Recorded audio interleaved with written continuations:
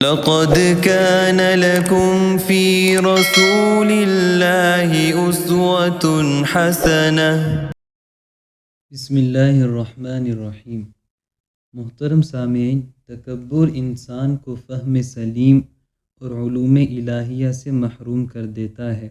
ویسے تو ہر مسلمان کو چاہیے کہ تکبر سے بچنے کی خوب کوشش کرے، لیکن خصوصاً ائمہ حضرات کو بچنے کی بھرپور کوشش کرتے رہنا چاہیے۔ اہل علم حضرات کو خاص طور پر تکبر سے بچنے کی ضرورت ہے، ورنہ ان کی جتنی محنت ہے پڑھنے پڑھانے کی، وہ ساری کی ساری برباد ہو جاتی ہے۔ حضرت تھانوی رحمۃ اللہ علیہ نے فرمایا کہ کمالات سب کے سب موہوب یعنی اللہ رب العزت کے عطا کردہ ہیں۔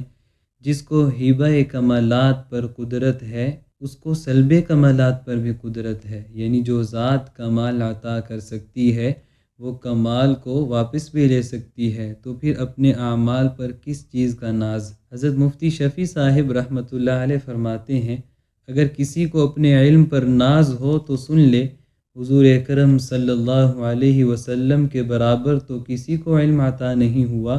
حق تعالی آپ کو ارشاد فرماتے ہیں، وَلَئِن شِئْنَا لَنَذْهَبَنَّ بِالَّذِي أَوْحَيْنَا إِلَيْكَ ثُمَّ لَا تَجِدُ لَكَ بِهِ عَلَيْنَا وَكِيلًا، یعنی اگر ہم چاہیں تو آپ کو دیے ہوئے علوم و فقہ سلب کر لیں، پھر آپ کا کوئی کارساز بھی نہیں ہو سکتا۔ سیر روح البیان میں ہے کہ تکبر ایک ایسی بری خصلت ہے جو علوم ربانیہ کے لیے حجاب بن جاتی ہے، کیونکہ علوم ربانیہ صرف اس کی رحمت سے حاصل ہوتے ہیں، اور رحمت خداوندی تواضع سے متوجہ ہوتی ہے۔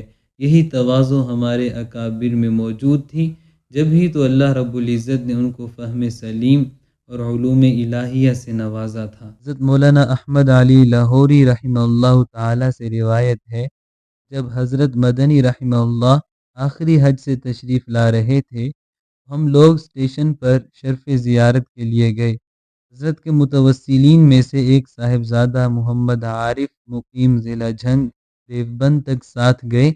ان کا بیان ہے کہ ٹرین میں ایک ہندو جنٹل مین بھی تھا، اس کو ضرورت فراغت لاحق ہوئی، رفع حاجت کے لیے گیا اور الٹے پاؤں کا دل نخواستہ واپس ہوا۔